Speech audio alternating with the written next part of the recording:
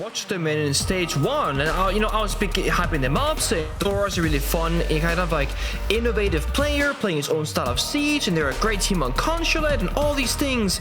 And now looking at stage 2, it feels a little bit like people are just underestimating MACKO, didn't know what they're gonna do, how they're gonna play the game, and other people have seen them, they're not finding that same kind of success. But I don't think it's all over, right? We saw at the interview, they've changed the ideal situation around, they got good scrims practice, they got a good thing figured out. Hopefully they can fix their problems. Yeah, well, unfortunately for MACKO, they're currently sitting dead last, not a single points. They've only won 8 rounds over their 4 games so far, leaving them at -20 round difference, Bengu. Like I said, dead last, below Virtus Pro, below Team Secret, below Wild, and the chances of MACKO making it to the playoffs are, well, they would have to have an unbelievable comeback, and that would start right now. In contrast to that, Wolves have actually been pretty good. They're currently in a playoff spot. They're in top 6 with 6 points, 2 wins and 2 losses. They lost to Fnatic and BDS. They took down the French in Gen G. They took down the Russians in Virtus Pro. Can they now take down the Italians on MACKO? Alberta bans, a little bit of targeting here from MACKO, banning out the Ying. Pretty common stuff with the Nurk. Saying Wolves, no lurking about. We want our cameras to be effective, for the flanks to be somewhat clear, and to trust the intel that we have. For Wolves, I mean, they actually end up banning out the Warden later on, so they might try to into some glass gameplay later on, perhaps. It was shown by Noodle for a good while, but last few seconds switches on to the Gridlock instead. But that's always going to be open in back pocket now if they want to bring something crazy out with those smoke grenades. Of course, Livegate Monty staying open means a high likelihood of being played out. It can help stabilize the round, take map control, push forward, get that information game going. And I think for MACKO, as long as you know what they're doing, you're gonna be okay, because I think Wolves can actually out-frag them 1-to-1 in the server. Of course, these Wolves players, they have a lot of Tier 1 experience despite this being a new team. MACKO, they grinded through the Challenger Series, of course, to get up here into the pro level, whereas Wolves, I mean, this is kind of a concoction of players who have played on all kinds of solid teams in the past. And the leader of Noodle, of course, been a duo in 3 different regions now. Tyrant, Creed's obviously just come back from OS, Az has been around the block, so yeah, a lot of fragging capability here on Wolves as they get into this attack. A lot of options. Looks like verticality is going to be the name of the game. No Deimos picks, it's just the Buck, but Raiden is already ready for it. What's he done here with the tuber out? Yeah, so they tuber out the wall, then put a mirror window down to trick the first Selma charge. Then you've just been chucking tuber out at the wall to deny things and stall things out for time. Oh, that's a great C4 out of nowhere from Dora. Smoke push on forward, takes the hallway control as well. Little mini play there from MACKO, buys them enough map space in these hallways to kind of avoid the verticality from Asper downstairs. Feels like the box should have been a little bit active earlier, perhaps, before you push deep into that hallway. The Vert's being watched, another great kill from Dora. 2 for 2 so far in this round. Yeah, the Buck is not cutting it here. The vertical awareness from MACKO is unmatched. Big kill there from Teb as well, deleting Tyrant all up to leader, and he gets obliterated. Another lightning quick peek there from Teb. We had an interview before the show from him. We've had a lightning fast couple of kills in the server, and MACKO already looking hot. I mean, that is one of those rounds of Rainbow Six Siege where the attackers have a plan, they want to try and go for it, and nothing works out. You know, the C4 hits, the pre-fire lands, like nothing works whatsoever. And if you're Wolves, you guys, don't worry about that round. That's the warm-up. The real game starts here in round number 2. Don't even worry about that one. Oh my. Yeah, look, I don't know. It's an exciting round to see. You said the two-row interaction was really impressive. Aggressive nitro, verticality was all good here from the defense as well. Just good with vertical kills coming through. Yeah, it's just MACKO being very proactive, right? Like they're two-bar tricking while holding the hallway with the C4 and the mini play, while fighting back the red. Like they're doing a lot of things at the same time. And one of the downsides, I would say, for Wolves maybe the previous round is that they're playing both the Blackbeard and the Monty, which is a second help stabilize the round.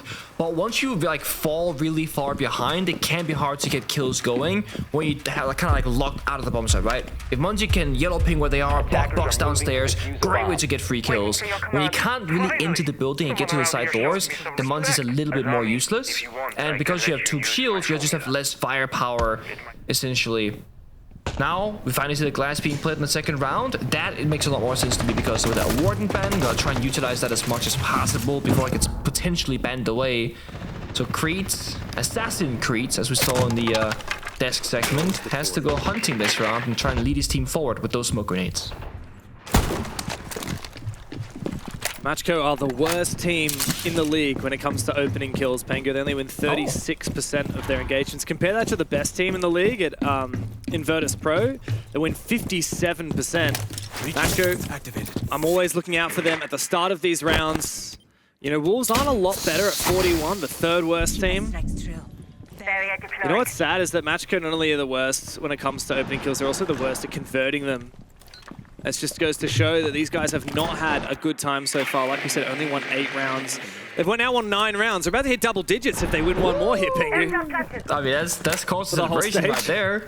The small, all about the small victories, you know? We won 10 rounds in stage 2 of EML. And then people go, in how many games? And you're like, it doesn't matter, because that's the point. Oh. Well, that's a Wolves are getting to work on the roam clear here. The Clash is I saw the Clash into Nomad for a second. I thought, I was like, okay, we're flanking. Look at this. Yeah, it's a bit of a roam going on the ground floor. A lot of players up there trying to get to work, but Noodle will take down the first one of Akwi. A strange solo play to be made when you have 3 roamers. How is Akwi taking a 1v1? Yeah, if we wait a bit longer there and help each other, much better look. Now side a bit vulnerable. Goyo Fire popped. Fenrir Mine shut down. And these smoke grenades from Crease now can be enabled. He can walk on in and try and look for a free pick. Here come the smokes. He's playing pretty passively. Doesn't want to over-aggress. More moves, the less you can be able to see through that smoke. This is the reason you pick the glass, to capitalize on those smokes. Lolo just waiting. Ted's found one. Raiden's also there ready. I mean, you can't do anything with the glass when that clash is coming for you, and Lolo will capitalize. Creed goes for the knife. MACKO looking in control yet again, despite losing the opening pick. Tyrant's gonna get shut down. Wow, all up to Noodle. He found the opening kill at the start of the round, spots the clash down below. What the hell is he gonna do? Nomad with no utility. 1v4. MACKO, I tell you what, for a team that is yet to find a point on the standings here in the EML, Pengu, they are looking hot today. 2 dominant wins, only 1 death for the team so far. And finally, this team has hit double-digit rounds for the stage thus far. And I mean, looking really convincing doing so. I want to say praise to MACKO for what they're doing well right now, making plays. The first swing on, from the Goyo to the Nomad, maybe not the most well executed, hunt roam game because they had 3 people there, only 1 guy swings, whatever. But then the roamers fall back towards the bomb side and they help each other find victory by the side itself. I do want to say for Wolves though, bit of a lack of explosiveness. When you don't bring that many smokes to the table, you ban the Warden and you're playing the glass, I want to see Creech being much more utilized. The smokes went out, he's standing still holding a passive angle, hoping they're going to swing him, but we're all going to think, they ban the Warden, they got smoke grenades, they're probably playing glass. Like, we're not going to peek the smoke, we're not stupid, right? And Creech just doesn't find any value, the smoke expires, Clash walks in, a second guy swings behind the Clash, he's dead. He finds nothing in that round, and they spent so many resources trying to enable him with that Warden ban. So guys, come on guys, more explosiveness, more confidence, get in there. I feel like I'm watching VP again, watching attacks that are not really doing anything. Doesn't help that we're playing Lair back-to-back as well, Pengu, which we've done a lot of recently. I think our last EU play day was it 3 consulates, 2 borders or something like that, and then we had a similar thing in APL. All of the games blend into one. When you're watching like the same map over and over. And I feel like I've seen more Lair in the last 6 months than I have maybe any map in a condensed period of time. Maybe ever since like the 2019 Oregon days or something like that. I do like it though. Like, I like seeing when the new maps actually get played. It's not that awkward phase. Like, let's say when Theme Park first came around, it was very much like maybe 3 out of 8 teams would play it in most regions. And you'll see it once in a while. But with both Laps and Lair, very quickly teams started picking them into 1 level competition. And we've seen them in grand finals, we've seen them in best of 3s, we've seen them in best of 5s. Like, it's been a really, really nice thing to see. Yeah. And I tell you what, the big difference between those and then like Skyscraper with the rework, it is a relatively new map, is that Skyscraper is so hard to attack. That's why we don't see it picked as much, particularly in BO1s. Yeah. Because if you're the last one to ban, obviously, then the other team gets to pick the start side, you have to start attack, and you're not going to have a fun time. That's not we fun, see so no. much Lair and Nighthaven because it's pretty attackable and pretty defendable. I'd say both maps are pretty even. Like, Nighthaven even skews to the attack sometimes, which is super exciting. Exactly that. We just see so much more. And look, I tell you what, Nick, I know we've talked a lot about like content coming to the game and the State of Rainbow Six Siege and all of that, but the idea of getting new competitive maps makes me froth at the mouth. I'm so excited at the idea of getting, whether it's a rework or a fresh, brand new map like Nighthaven or Lair, I could not wait for the next map in the comp pool. Meanwhile, MACKO, unfortunately, the one stat they're not helping here is the opening death. They're the worst in the region at it. Poor Dora is the worst player in the region at the moment. Yeah. He's 0-7 for opening engagements coming into today, and now he's died again. Creeds is going to double down as well, so Wolves are looking hot. Speaking of new maps and comp play, how about new bomb sides? This is the other tertiary bomb side, weapons and armor, that almost never gets seen play in Tier 1 competition, and it's not a good start for MACKO. And I think strategically, it just has less things to offer. You can't play the vert as effectively, because one bomb site doesn't have vert from above, and one has from the basement. You're stuck in these long, narrow hallways, which again, you can get peeked from 2 different angles as a defender. And now, I mean, Tab and Lolo just gotta go big right now. 2v5, plenty of time to go. Wolves, they're not gonna bundle this one, no way. No. Wolves have spotted the weakness. They're holding down their lines, just waiting for MACKO to cross. Tightening their grip. Another kill found. It's all up to Teb. Upstairs, he finds nothing. A flawless round of Wolves to mirror the flawless round that we saw from MACKO. A little bit better. A little bit more explosiveness, early picks, reset the round, go nice and slow, then explode once more when the players are ready in the server. Operator bans, I'm curious if we're gonna see the glass ban come into effect. I'm thinking like glass and clash, kind of like off the rip, but also like Asami, Mira, Grim, Mew. There's like a lot of really high value operators if you like you can opt for if you want a target ban or do more generic stuff. Gonna have the glass and the mute there. Okay, so clash will be left open. That was only a problem on that basement bomb side. The reason why I say mute ban can be such an important one is because you really start enabling stuff like the Grim, like the demos, and just generally speaking, droning is always gonna find their value, and you can't, you know, just pick the mute comfortably on every single bomb site, because that is very possible. So by removing mute from the board, you almost take away like one operator from every single side if the team, of course, wanted to play it. Yeah, strangely, we didn't see, I think, any mute from Virtus Pro earlier today. But mute is so good on this map. One round we saw mute being played, and it was on the tertiary bomb site, I believe, where it was like the least relevant. So it was like, yeah, bit like very much missing the mark there in my eyes as well. Attackers have A located lot of the time, bomb. like we've said, you ban the mutes because you want to play the Dokkaebi, or you want to play the Deimos, or you want to get to work with the hard breach and not 10 worry seconds about all left before that. insertion. Or maybe even, you know, something like a Flores or Brava or Twitch. It's funny because we're not really actually seeing a lot of that. Like we've seen a Dokkaebi pick, but we haven't seen Deimos picked yet. Despite Wolves going for a really vertical attack onto this top floor bomb site last time, they only used the Buck, no Deimos. So I'm not seeing them lean into this mute ban. The only thing I can think of is the Grim. You're a stats guy, right, James? Do you have operator stats on players like readily available to you right now? Because I'm curious if you do. A little bit. Does Azure play any demos? Because this could just be a matter of the person that's doing the vertical play isn't comfortable playing demos in general, so he's stuck on Buck instead of demos. That's my So I only can't theory. see every single operator he's ever picked, but I can see his 3 most picked attackers are Ace, IQ, and Gridlock, which none of which are vert operators. Yeah, strangely, but of course it's so map dependent to know if they're going to be playing vert. Exactly.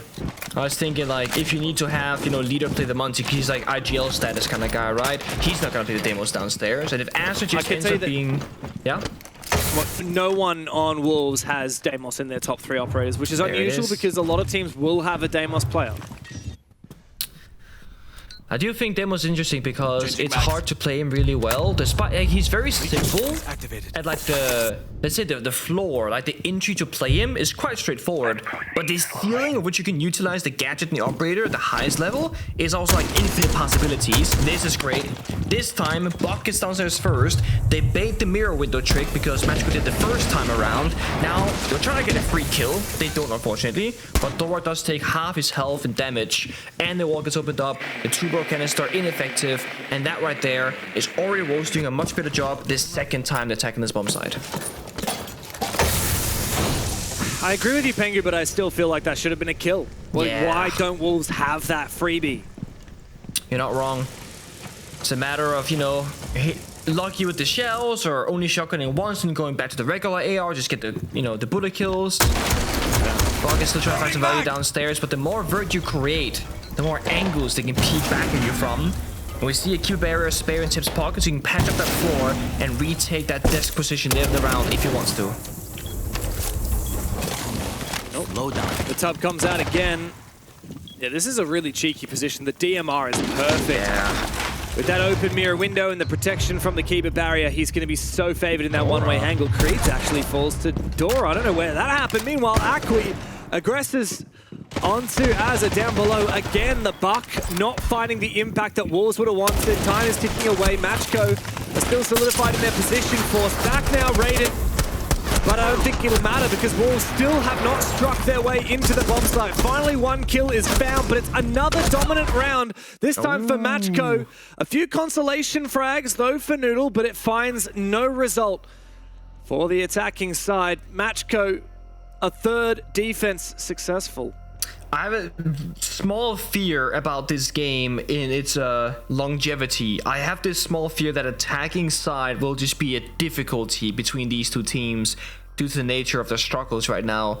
Because MACKO has not been the most well-performing team this stage so far, and I feel like defense, generally speaking, when you're struggling as a team, is probably going to be easier than attack. Because generally speaking, that's just how the cookie crumbles. The Wolves right now are just a little bit lackluster and missing some of those small victories, like the Buck not getting the kill, like you said. Small detail, massive in impact or consequence based on the result.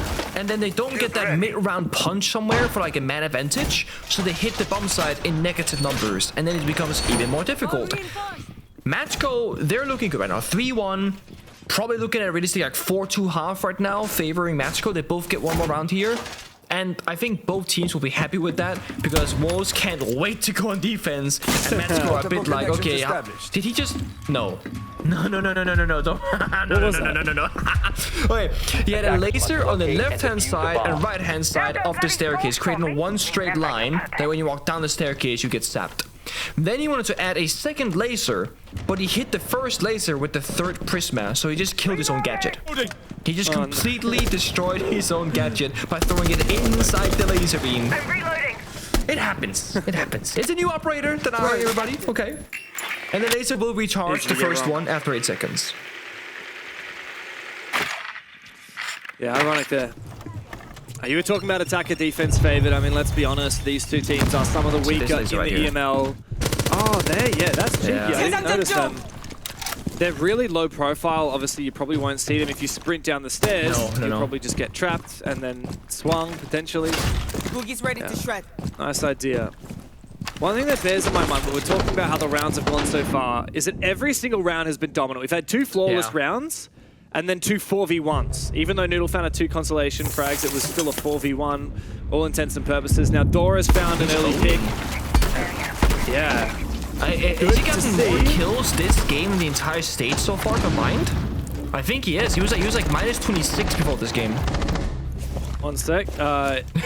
He's 8 kills overall and 7 kills in this game. So yeah, he's doubled his kills just in this match so far. There it is. Keep in mind, he's played 4 games before that. At least the clash has gone down for Wolves, but... Yeah, but they got Blight Pit down, they got Ram down, and right here, the timing, the pre-fire doesn't work out. No, Noodle pushes the button too early and gives Akwi the information that he's right around the corner. And that's what SMG11 shines in close quarter combat. But look at this, Wolves are on the bomb side. 2v3. Oh. Here we go, leader. This is what we need him to see, to lead the way onto that bomb site. Tyrant supporting. The two of them together, but no, Dora again. 8 kills, topping the stage so far of what he's been able to achieve. Now Tyrant, 1v3, he's got that diffuser. Ooh. Does find Akwi as well. Plenty of time on the board, Nick. There is a world where this is possible. That's true. He can bait out the plan a few times. It's important that MACKO try and push together. Ooh. It's the first bait. He's got info on 1. He needs to isolate the ones. Take down some of the lasers. Oh, he's so vulnerable here. Should be a freebie for Dora. If he can continue his form of today, spots the player, almost whiffs it, but gets it, and that is a very well-warranted scream from Dora. More kills today, Nick, than his entire stage thus far. He's popping off. I mean, he's ego challenging everybody in the server. He's just picking a good gun, walking about, and just picking up the kills. And all of that, you know, going back to the start of that round in the prep phase, he was kind of trolling with the gadget, destroying his own, you know, prisma right here. So he will lose the... He goes back and looks at Oh no. So he will lose the one prisma. You have an uneven number, so you have 7, and you need them to connect together. So not like any like major mess up, but the fact that you can laugh it off and then just pick up about 3 or 4 kills in the round shortly after with so much confidence is such a good thing for Thor, because he has had a really bad stage. Great stuff, man. Great stuff. Attackers have And they picked located a the bomb. needed to see it bad from him. tertiary bomb side, dude. They're on a streak right now. I love this. Yeah, well, just continue what we were saying before. You know, almost all these rounds have been really dominant. That's the closest one we've seen so far. 1v2, a realistic 1v2. But the only round MACKO has lost was when they picked the objectively worst bomb site on this map and just got absolutely obliterated without Wolves really having to do much. They kind of just got presence in the map and then cut off a few kills and then forced MACKO into re-aggression to retake. And not a lot to be said for Wolves and a lot to cheer about just winning on such an easy bomb site to attack. Now they've got a tougher slog, and I wouldn't be surprised if this is a 5-1. And yes, it may be a defensive comeback for Wolves in the second half, but a 5-1 is certainly not a good way to kick off the series. And it gives MACKO the confidence that they need to make their explosive attacks work, right? Because they've had their issues, they changed ideals back to tap, and in their first game since doing so, they're already looking way better. And you can say, oh, it's because Thor's popping off, they're getting lucky, Wolves are bad, whatever excuse you want to make on their behalf, right? But if you're a MACKO player, right now everything's just working. So when they go into the attack inside, they have all this confidence, whereas Wolves, look at their player cameras when they're losing these rounds, especially Noodle, size, bit of frustration, bit of, what are we doing, you know? They're gonna go on defense thinking, yeah, it's the better side to be on, but we're down 1-5, like what's the point? So MACKO definitely in a better mental game currently, and Wolves gonna really show us some life in this final attacking round to give some more, you know, better expectations on the side swap. Guys like Noodle, he's played on M80 in North America, he's played on Bleed and Team Joel in APAC, he's played at 6 Invitationals and Majors, and now to be on a middling team in EML, certainly not a confidence booster.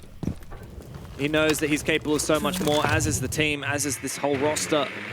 But if MACKO go 5-1 here, that could spell death for Wolves. Could mean the first victory, and even the first points for MACKO off the stage. As Wolves set their sights on the breach here, plenty of EMPs to get the job done, and Raiden is not able to juggle it. It's gonna be a hard spot for Raiden to be in. Either if he gets 1 kill and dies, that's worth it, or just stay alive for as long as possible, try and use that C4 before he gets found out. Because when these drones go to the bomb site and they find his positioning right here, they're all gonna come hunting for him because it's an easy target to take down first. He's so exposed with the breaches on both sides of him. C4. A Nitro Cell, that's not gonna work, and Tyrant is gonna catch him. Raiden needed to burn time or find a kill, and he failed at both. They can actually smoke and plant right now. The only saving grace is Solus can figure out where the plant is going down. But if that one guy backs them on top at the same time, they just need 7 seconds of freedom to get that bomb down to successfully tap. You gotta find this plant spot and call to your team. It's all about the vertical play, all about the plant. He's got info. Here it comes, the scan. Surely the shots. Tyrant goes down, and the Solus comes up clutch for MACKO. 4v5. Another one, surely. Leader takes a lot of damage. The shotgun comes out. He's down on the ground. Diffuser collected by Creeds. He looks for a plant again. but he's not going to be able to get it. Dora once again to the rescue. A 5-1 half for MACKO. And again, Wolves, they lose the round off the basic principles of how to play Lair on the attacking side. The Warden's banned. That's going to be one of the hard counters of this attack, right? You can see through the smoke, but not the sense wall. The other one can be a Maestro. That's where you play the Brava for the counterplay. The third big counter is going to be the Solace. They can see exactly where you are planting, and yes, you're in a smoke, but they got that confirmed ping on your exact whereabouts. It does not work out. MACKO in full control. 5-1. They're looking good. They're playing good. And on this side swap, one team is laughing and celebrating, and the other one, they want to get out of here, James. They want this game to be over because this absolutely sucks. Yeah, it does. MACKO. Oh, I mean, that is such a good way to switch into the second half. You said it, right? Going 5-1, it's not just about winning as many rounds as you can, but MACKO now move onto their attacks, which is by far and away more challenging for teams of this level with extra confidence, and it means they're going to have the guts to go for things like rushes, for ego challenges, the things that are going to get them across the line. You're not going to win this game if you're MACKO now by converting your 5-1 lead, by playing your slow and steadies. No. Now, we need to get aggressive. We need to get up in Wolves' face. There's this saying that you and I used to discuss a fair bit when we first started casting together, and it was playing to win or playing to lose. And it's a little bit tricky to explain, but I guess how I would try and describe it is, when you're playing to win, you're taking the round into your control. You know, you're making the play, you're doing something, you're not waiting around. If you're just passively holding angles and waiting for something to happen from the enemy team, you're playing to lose, so to speak, because you're not making any actionable moments happen on the server. And you're right, that's what you're saying as well. MACKO needs to now just ride out the rounds and play nice and slow and steady. They gotta take control over these rounds on the attacking side. Be explosive, be confident, be decisive. That's how they're gonna win. Don't be scared now because you got a 5-1 lead. Be relentless, be furious, be aggressive in the server because you got so many rounds you can afford to lose. Yeah, I really love the phrase playing not to lose, because you see it sometimes when teams get a lead and they're like, well, if we just be careful, we won't lose the advantage we've gained. No, you need to send it. You need to still have the guts to make plays, even when you're in the advantage. I don't know where Lolo took a lot of damage earlier through the vert, likely. Sure. Not a success, though, for Teb on this vertical game with the buck. As a wise man once said, these holes work both ways, and that hasn't changed in the 10 years that Rainbow Six Siege has happened. Having a player below itself is not enough, Pengu. You need a crossfire. You need people pushing horizontally at the same time as this vertical pressure comes through. Otherwise, it's just a 1v1 gunfight. That's exactly what you need. MACKO also banning out the mute, not playing demos. We've seen this before, and it doesn't make a whole lot of sense to me, but it's not the end of all. C4 eclipses the beam above. Unfortunately, doesn't go out of the window because there's 4 players here, and they're gonna jump in that window and try and take a fight. Play to win. Straight into bathroom for 2. Oh, Lolo's surely gonna die to that smoke. Well placed. He's punished for taking damage earlier on. It's gonna slow down Raiden now. His spot's a little bit, and Akwi is gonna team kill Dora. Top fragger for MACKO, dead in the water. Wolves 5v3, and I mean, all they have to do is sit back and chill out. As it's taking a hell of a lot of damage, Akwi finds this time an enemy player. Raiden is absolutely abused here by the smoke and the impacts, and he will fall. It's still winnable if Teb and Akwi can get into it, but no. Akwi's the last one left, and he's going to have to ace up this round. Technically, it'll need to be a 6K if you count the team kill onto Dora. I think the round is done. Wolves, at the switch of the half, thankfully, finally find a way to victory. A series of unfortunate events there for MACKO, though. The team kill, the Toxic Babe hitting the player with 1 HP left. Not getting enough pressure, I think, around the building. There's 4 guys by display window and bathroom window. That's just not enough. No internal pressure. Barbed wire not been punched out yet as well, so Wolves know exactly what's clear and what isn't. And you're right about my point earlier. I completely butchered the saying. It's playing to win or playing not to lose, not playing to lose. I didn't want to throw you under the bus when you were talking about it. I was thinking, I was like, this doesn't sound right, but I guess that's what it is. And you say not to lose, I say, that's the one. That's it. No celebration. Come on, Noodle. You just won the round. Come on. You look so sad that you won the round. Man, look. No I think that's vibes. because he's down 5-2, so he's still pretty mad about Yeah, it. but the comeback starts right here, right? That's your first round in the last 4 that you're actually winning. Or 3 technically, but still, it's again the small things, guys. Yeah, I do think you need to fire up even when you're losing. It's an important round, right? And you look at how it panned out, and MACKO surely going to be a bit of a bicker after that. You know, team kill, a silly mistake. Yeah, small things is okay.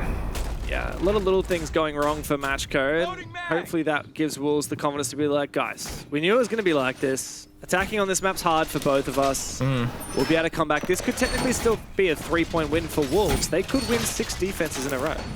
Completely possible. It is, we've seen harder games being won before. MACKO, of course, again, as they keep a good mental, they can laugh that previous round away because, like, oh, guys, we're up 5-2. It's like that round doesn't matter. We can afford to lose it because we built this big lead.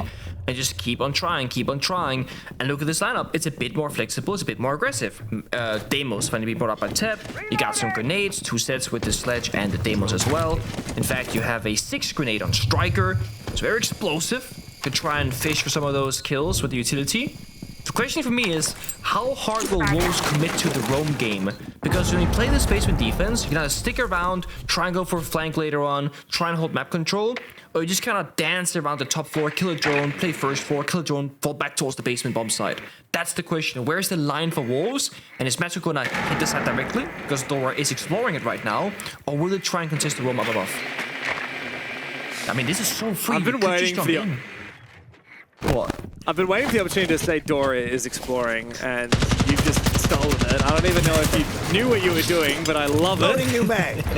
He is tempted here on the blitz to make something happen. Yeah, they're gonna go for it. I think you're on the money here. There's a gap, and it's been spotted. And Wolves need to make sure to close it. They find the blitz, but do fall. It's Tyrant. Surely the flank here has been spotted, but the timing is off for Lolo. Creeds comes around the corner, wins that fight. And MACKO, the wind sucked from their sails. Wolves just need to restabilize here as Ted goes deep, finds his pick, traded back again by Creeds, who has saved this round for Wolves. It's again the small things that MACKO are actually messing up right now. For example, when Blitz jumps in that window, he was gonna go away from the bomb side and up the staircase, get shot from behind. He's worried about the door to his left and the rotate to his hard left. If he smoked off the staircase instead and pushed into the bomb side, a guy outside on the window can hold his flank. But when you push away from your teammates, you will die alone. Then it becomes a trade 1-1 instead. It's again these very small things. And then of course, they toss up the grenade, they get flanked after, another small mistiming. Loses MACKO, another player. Now the round isn't over. There's 60 seconds. There's 2 attackers still alive for MACKO, but they have limited tools. They can still do a little bit of hurt. They got the hatch control. They now know that all the defenders are downstairs on the bomb site itself. If they can find one free pick here from above, down to a 2-2 right there, could have been a moment. That will open up the round completely for them. But as long as it's down a player, it looks almost impossible. Yeah. That's right, gotta go fishing here. Red and Akwi both, and the sledgehammer certainly will help. The Denari proves to be a bit of an obstacle for Raiden. These 2 players are going to go in separate directions. I don't mind this, but it does really rely on them individually having a moment. Akwi's now having trouble with the Denari. Really injured. Not going to have info on where these players are. Raiden, he's far too early. He didn't time it well. His teammate wasn't in position, and Creeds finds the final kill. Big round from Creeds. Back from his stint down under. He's looking a lot better here in EU. He's helping Wolves out. 3 rounds now on their side, and the gap between these 2 teams is closing. Tactical timeout as well for MACKO. I think this is actually a great time to go for it. You still got a 2-round lead. You can make some adaptations, see if they work, and worst case, now you're 5-5, even round. You just played like it's 0-0, right? If you wait a bit longer with this tactical timeout, you've already probably lost your lead at that point. So I really like the timing of this. Now the question is, can they convert it into a victory? I think what they're going to be discussing right now is what pace they're going to be going for. For example, they saw an opportunity for a bomb site rush. And of course, you see it, you feel it, you call it. That's how you play the game. But it could be a case of, guys, I know we're looking for gaps, but we gotta follow the paper, go back to fundamentals, and just play out the rounds. If we go for those rushes, small things can go wrong, we lose the rounds. If we just do like our default stuff, top down, roam clear, vertical into a plant, we know what's going to be happening and we can control the problems a lot easier. That could be a very likely discussion they're having, just in Italian, not English most likely. And I want to see if their pacing will change as a result of this tactical timeout. No, I want to see just a massive, drastic flip. Yeah. And the problem for me, Pengu, is I think that this next round is probably not the one to do it, because the tertiary bomb site, it's hard to throw a curveball on. That's true. It's funny, often tertiary bomb sites are the most rushable. I feel like traditionally that tends to be the case, because there's a reason they're tertiary, and it's probably because there's something like, you know, a wall where you can just go for a rush plant on or something like that. But no, this tertiary bomb site is complicated to defend and even more complicated to attack. And I don't know, I have a feeling this is not going to be a MACKO round. If they're going to do an explosive attack that's going to steal the thunder of Wolves, I think it's going to happen on that top floor or on the basement. They tried it last round, Pengu, like you identified. They spotted a gap on the site, they sent the blitz in, but it didn't work. And a big problem we're seeing with MACKO, it's not necessarily that their reads are off, they're going too deep, they're going too separated, they're not trading these players who are dying solo when they go a little bit too deep. That's what happened last round on that entry with the blitz. No one was there to trade it. Yeah. And then they just lost all the trade games from then on. So this round, to me, sadly, I don't have a lot of confidence here for MACKO. I like this first look, though. We got Maverick making Swiss cheese on the wall exterior. They can be there now, they can go there later. That's the great thing about Maverick. It's a small hole that the defenders cannot really utilize by running out, for example. They got Monty for upstairs roam control and to just take some of the map space. Then they got Deimos for hunting for a kill, Nomad for flank watch, and Sense for bombs to execute. They have so many tools at their disposal. And one important thing they have, which Wolves were missing on their attack, was a way to safely plant down that diffuser. MACKO played the Sense, or sorry, they played the Solace rather, where they see where the bomb is going down. Wolves are playing the Warden that can see through the smoke. Sure, but Raiden is playing Monty. That shield can protect you so well, even in a smoke behind the Sense wall, and can kind of counter the verticality a bit. So I feel like if MACKO can get the perfect read on where the Warden is and where the C4s are as well, they can go for a cheese plant. The only concern I have, there are 3 C4s to keep track of, and that is going to be difficult because there's so much happening in this round once the round really begins. Yeah. And one of those C4s is on site, and 2 of them are upstairs, which I also think is a good split. Yeah. You also mentioned the Warden. There's also Acqui. You know, the Sens gate obviously can't be peered through by the Warden. A great nade. The second one might actually finish off Creed's down to 1 HP. The third nade! That is one way to clear an anchor. A slew of nades from MACKO finds its mark. Plenty of smokes to utilize, but that Warden is still at large. I think we might be on for a door plant here. Instead of going deep, they could literally plant behind this Monty on the main door to site. Monty can go deep as well, go into that small locker room, and then use his shield to cover the angles, but a swing on the verticality doesn't go the right way, and the C4 almost takes down Raiden. They're gonna see his plant, but it's not gonna work, but wait, he's toast. He's dead. There's no way! There's no way! He's 1 HP! Eventually the plant does not go down because Tyrant will finally find that angle. That could have been the round if MACKO had landed the plant, but no, Wolves have denied it. And with that, I think the Italians may be right out of luck. They're desperately, the last 3 will go to the top floor. They know they can't retrieve that diffuser. They have to try and refrag these players upstairs. Azza, obliterated by Teb with the AK, but Lolo's the last one standing. In that 1v3, he cannot find a damn thing. Wolves are running it back. The gap is closing. I like what you're saying there, actually. I think planting in the door behind the Monty, that could have been a great way to solve that round as well. The other one, just send one attacker upstairs for a bit of a backstab, because right now, there is 4 people alive in the server once the Sense died. They're all watching the Monty, praying that the diffuser gets planted. The Sense wall died to the C4 that almost killed the Monty. There was no smoke being tossed for a follow-up, so you're just kind of planting in the middle of nothing, essentially, hoping it works out, and hoping it's not gonna get you the distance every single time. And in that round, I think it came down to a 0-point-something second situation. It was so close to both of these 2 teams. Monty 1 health, but so close to planting. If the bomb goes down, surely MACKO win. And if it doesn't, surely Wolves, they do confirm that kill. Look at this. The timer Yeah, that's a 0.7 or something along those lines. It was so close. Yeah, wild. I cannot believe that he committed to the bit on planting that when he was taken so low from that first C4. Like, he went down to 40 HP off that first C4. There was another Nitro cell, by the way, in the pocket. They could have tossed that down, and that would have killed him, even if it wasn't close. So, yeah. Boy, oh boy. That was a mistake. That was a bad call. Even the sends, obviously there was a gap in the doorway, which is why he was spotted on the vert. That's another mistake. It's funny, like, Siege is such a punishing game. If you ever talk to people who don't play a lot of Siege about what it's like to jump in this game, they're like, oh yeah, I died to some little nerd on the other side of the map, like prone with his little punch hole, with some gadget activated, and then and it's like, it's all about the little details in Siege, right? If you slightly miss your sends wall, if you go for the plant a second too early, if 1 millimeter of your knee is showing while you're planting, that's going to cost you a whole round. I haven't seen that many high-level FPS players give Siege a proper go, but there was a time way in the past where Shroud was like grinding the game actively, back when he got his charm in Siege as well. And he would like get plant, I think, just smoking people in gunfights, but he would die to the most obscure angles he had no idea existed. And that was like, that's the Siege experience, right? You will be one of the greatest FPS players in the consecrated space of Shroud pretty often, from like the craziest angles, pre-lit up C4s, the strategies, but if you give him a fair 50-50 gunfight, you will never beat him. And that's what I love about Siege. There's so many different ways to express yourself creatively, with skill. You don't just have to take good gunfights. There's so much you can do in the game. Every single map, every round.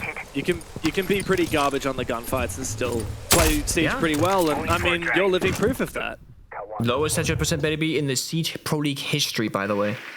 Also played smoke and shotgun and stuff, but still, you have like, the lowest headshot percentage in Siege history.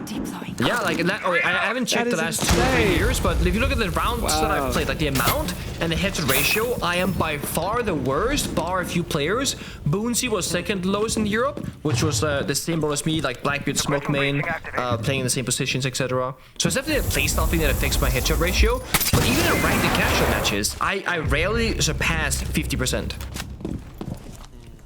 Initiating hack. Dora lands his body shots as well, taking after you. He's also going to hack the cams. Creed's the big one to take down too as well. He's been really solid, but of course Dora has done even better. 11 kills. Nice set. Oh, nice it's a vantage trick. If only we had a bug downstairs, guys. If only we had a flourish drone on the roof, guys. It's not that simple, but I mean, Tip is actually just marching up the rocket stairs instead, so not Why gonna are go you for the playing bird. Buck if you're not going to go there? He's got a good gun. I mean, in no time is stuck in this corner now, so know where he is. Why didn't they try and take him out on the... They got better I guns. guess we can They just got win a better guns. gunfight onto one. If Tyrant is going to gamers- peek. Sometimes Siege is a game of details, and sometimes it's an FPS. And that round for MACKO, it was all about the gunfights. It was all about just going for it, taking the chance that was presented to them. Yeah. And guess what, Pengu? That's match point for the Italians. Yeah, they just need one more round to go their way. And I mean, it's such a puzzling one because you point out so well. What about the vert? What about the gadgets? What about playing strategically? What about peeling back the layers? What about breaching? No. Just walk in, win your gunfights, simplify the round, and don't overcomplicate it. I like the fact that MACKO, despite losing 3 rounds in a row and looking a little bit dire, they still keep up with this explosiveness. It hasn't worked at all until that very moment, but they kept trying. They're guaranteed at least overtime. They're guaranteed at least 1 point now on the board, and they're looking a lot better than previous playdays. Dora has gone a little bit quiet since going onto the attacking side, but he got the opening kill in that previous round. He hacked the cameras and got more value for his team and helped them find that victory. And the critical thing about MACKO going crazy and just sending it, playing the FPS game, forgetting about util, is that they did it together. This wasn't one player being, like Teb, for example, the Bark. We were spectating him, like, thinking, why isn't he going downstairs? MACKO as a team decided, guys, we're just going to send it. We're going to chuck an Ace Selmer onto a wall that we know is going to get Bandit juggled because that occupies the Bandit. Meanwhile, we're just going to send it and push into the site with all of our remaining players, and it worked. And now MACKO finally, after 4.5 games, have 1 point on the standings. They're off that donut, and they're gunning for 3. If they get it, Nick, they'll go all the way up and jump above Virtus Pro, and potentially, next playday, they could also jump above Team Secret, who are the EWC champions. So, it's a huge gift for them. And if they can get this over Wolves right now, get the full 3 points, that's a confidence booster for them. That would be a big glow up, that's for damn sure. Sometimes making some small changes like an IGL or some fundamental changes in operators or match prep can take you a great distance. Right now we're baiting if you're Lolo, holding the drone hole for the run back on the staircase. He has a DMR, so each bullet will do a fair bit of damage, but you see the blood on the ground. He was shot himself on this angle earlier, so they should know that he might be creeping about. And because he's holding this angle, it does mean only 4 players are actively working the map while he's doing that himself. So a little bit of a slower pace right now for MACKO. Do some self-destruction top floor, hard destruction first floor, try and peel back the roamers. We saw somebody crossing over, like dropping down that hatch towards the bomb site. Goyo canisters popped. They just will say, okay, we bought as much time as possibly could. Let's pop the Goyos, fall back. They're gonna be stalled to about 1 minute and 10 seconds before they get vertical access. Timer might be a problem here for MACKO. And Wolves continue burning back that time. Creeps pops the Vulcan, falls back. So much util for burn time. Even those Denari tripwires on the staircases will burn a few seconds. Not to mention schemers and castles to clear. The smoke and the Vulcans. So much time delay here for Wolves. MACKO have to be quick about it, but they found the opening pick. It's Noodle who goes down. One of the most experienced players on Wolves. He's eliminated already. MACKO might be able to get it done here. They are. Hold your breath, MACKO. Right now is no time for mistakes. No way to lose in 0 seconds, right? You gotta go before it's too late. The question is, do you push all at once? Do you push together? Go for default plant or plant deep? Lolo's deep, cutting off the cross. Flag going down from Raiden. There's info on it for Wolves, but there's nothing to do except for Kreese to explosively push in from behind the castle barricade. Where's the trade? Teb completely clueless. Kreese finds another one. He may have just saved Wolves today. Another plan looking to go down. Dora, he's denied. It's Akwi against 2 here. And MACKO, they're not going to finish it, not just yet. Tyrant won't even give him the satisfaction of a pick. Wolves continue pushing deep. Don't let that music fool you. This is not done yet. Honestly, I'm looking back at that round thinking, okay, what could be going differently? What could be done better there for the side of MACKO? I think it just boils down to the plant position. One, they had not dealt with the bulletproof camera that was spotting 3 different attackers. One by the hatch, one who dropped the hatch, and the one planting default Lolo early in that round. If they plant in the default location on the right-hand side of that castle barricade, they can't just punch the castle once and shoot the planter. You'd have to punch the castle barricade, push out the door, swing to his right, and then shoot. And that means the guy on the vert can hold the door with confidence, guaranteed win that gunfight, I would argue, and the plan should be going down. But look at this, he prepped the castle, red ping is there, it's all too easy. There's no way that they weren't prepared for that. And if they weren't prepared for that, then they would say, guys, don't worry, I'll shoot him when he punches the castle barricade, I'll win that gunfight. But you're shooting toes, and he's shooting the head. He's gonna win the gunfight, not you. And even if you trade 1 for 1, the planter is dead. You're in a bad spot now all of a sudden. MACKO could not afford to make a mistake, and yet they did. Now, it's their final chance before going into overtime. Kiba deployed.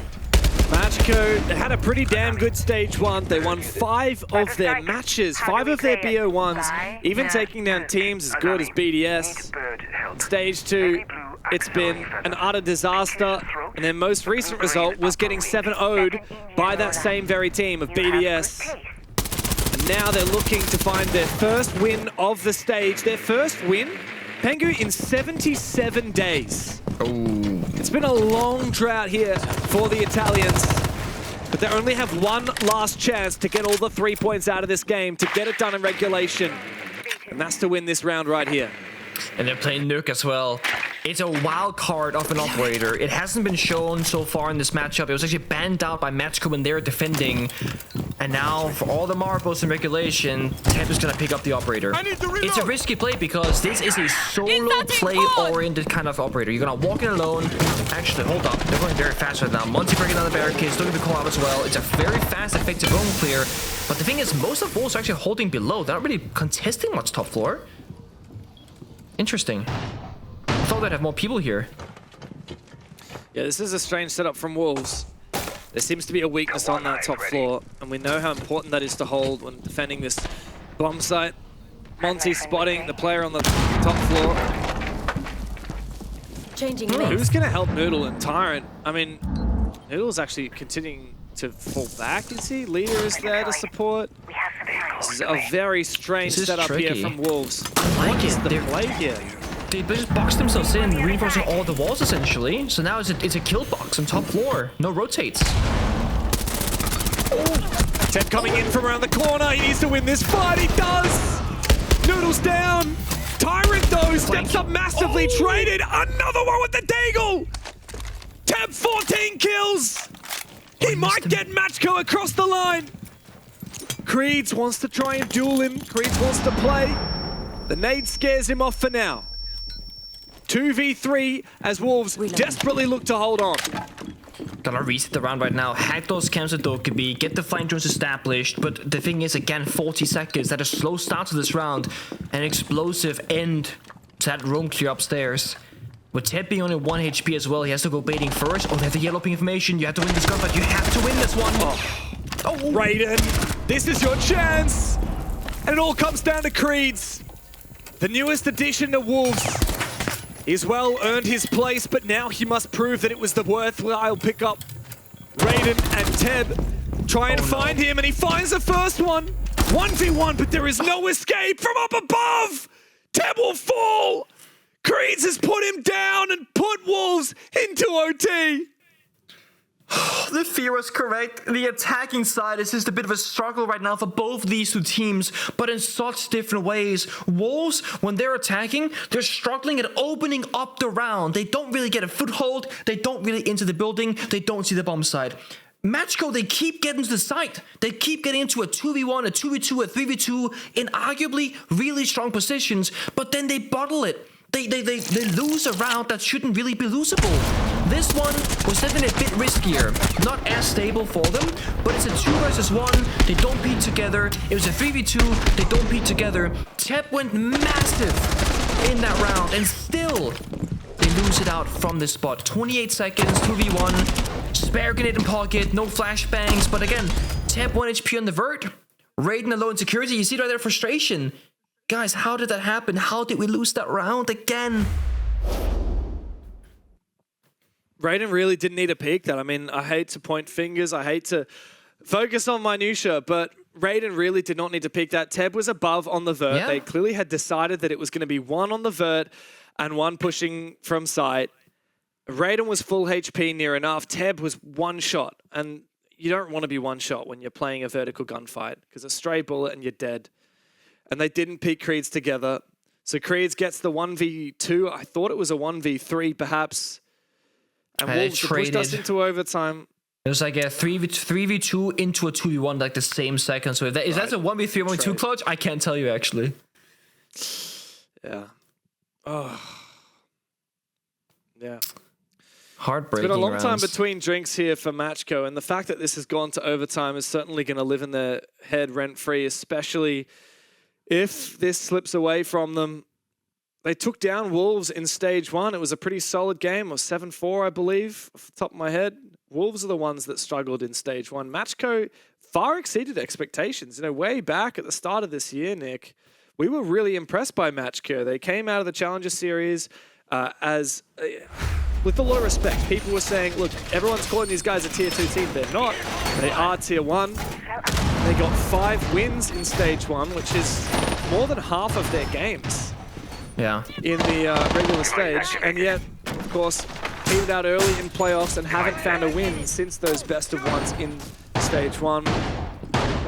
Wolves, on the flip side, stage 2 has been their game. They found some big wins of their own. They're in the playoffs at the moment. 10 seconds to go. And this comeback has got them further. standings. 5 seconds left Helping them before out. insertion. Another point with one more up for grabs if they can win here in overtime. Attackers And guess must what, locate Pengu? and It's defuse a Wolves bomb. starting on the defense here in OT. Yeah, not just that, but opting for the tertiary bomb set as well, if I saw correctly. I mean, that's a bit of a bold statement, but I quite like it. We saw the struggles of MACKO last time around, just trying to hold down F on their keyboard, praying for a plant going down, and they've actually tripled down on plant denial. They have Warden, and Solus, and Smoke. They're saying if MACKO don't have the problem-solving skills to attack the top floor, we will win off the verticality. So MACKO right now have no choice but to go for a roam clear, which they haven't been that effective at. They've been kind of slow, and often most just fall back, they run away, and time becomes their best friend. And MACKO is starting off this round again on the roof, droning, taking it very slow despite having the Munty. Now they're finally in the building. That's almost a third of the round already gone on the clock. So they gotta speed up, so they're sprinting down this hallway.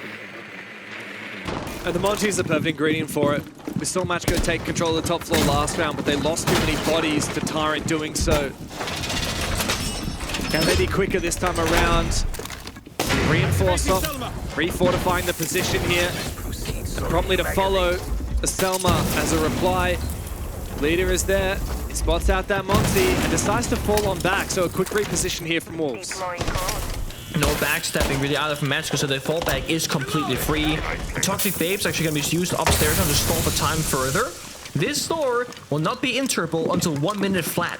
That means again, time is going to be running very low. Last summer charge being spent just now to open up a small line of sight. Aster will die eventually, but the longer he can stay alive for, or even get a kill, will be insane value for his team. And he still has one more gas in pocket. MACKO essentially just have to wait for it to subside. Yeah. Found another breach on the wall though, further exposing his positions, but look at Wolves. These two players on that top floor are not giving anything up. Meanwhile, They're going Akwi, below. he's actually completely pivoted. Almost nobody plants on this side of the bomb site. And now he's already in. He could potentially go for a plant pretty soon. Sees the Solus, looks to try and take the knife, gets his knockback. Creeds finds one before he's traded. MACKO now, they have a gap inside of the site and they look for a plant. They completely ignored the defenders up above. And they might actually make it work. Dora forces the plant down, dropping down below. It's a big kill for Azza. But the retake is not done yet. Leader comes around to support Lola, trying to hold on. Azza will take him down. 2v2. Still in the post plant. No match point for either team. Just yet. This is not the end of the game. But who will find it? Is MACKO really going to find another round of the attack? Not as the retake happens. Raiden's got to clutch up 1v2. Azza and Leader. Nerves of steel as Leader looks to cover, but he needs to kill Azza first. Can he clutch up? Raiden's got it. MACKO finally get the attack win they need, but it's 1 round too late. Oh, it's another barn burner of a round. Strategically, probably the best round I think we've seen from both teams in a single moment, because it was a counter after counter after counter. It was beautiful to watch. Wolves, they start on an extended roam top floor. They fall back relatively early, but they have reinforcements in pocket to just fortify the wall and server. Then they're just gonna leave one guy upstairs on smoke, wasting more time, and just gonna sacrifice that position. MACKO recognized this, and they just hit the bomb site from the back instead, which, as you said, no one really does this. Yes, Monty goes in, it's a bit messy, but they get the job done. And then in the retake, when Wolves have to go absolutely crazy in the server, they do, and they're maybe 1 or 2 seconds away from actually winning the round on time, because the counter defuse almost went through. Look at this. We're gonna have to watch this replay. I genuinely thought the defense might have won that. So close. So close. And it just goes to show Think about it. Oh, you go. Kind of like this thing. I mean, MACKO had so many chances. They had 2 match points. He did. And that's when they finally win their attack round, only after it hits overtime. Banger. That's all I can say. Banger. I mean, Oh my gosh. it's gonna go all the way to 15, and we're gonna get one more barn burn of a round. We're gonna get one more clutch, one more insane play.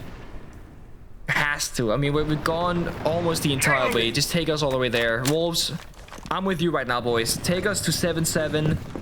Made a better team win. Again, both teams in the attack side opting for explosiveness and operator lineup.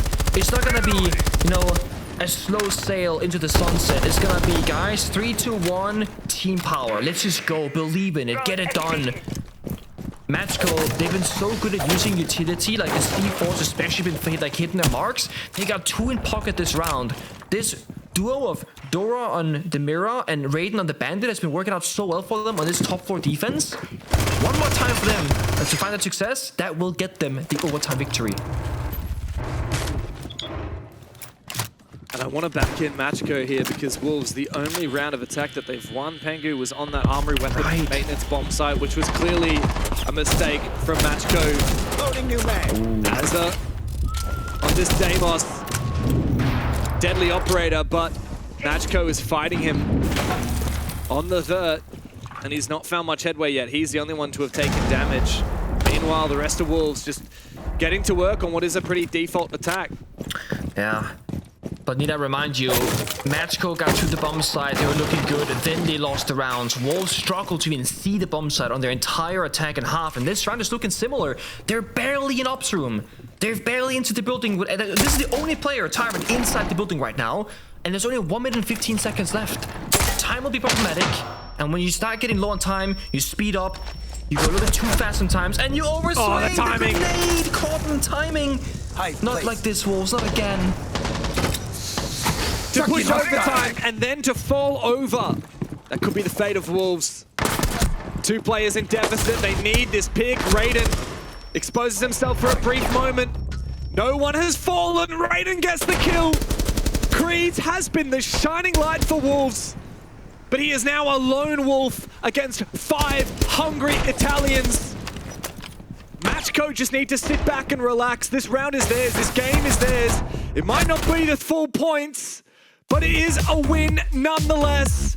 It's been a hell of a long time between drinks, but now they can take a deep, thirsty gulp after the long drought of losses that MACKO have faced.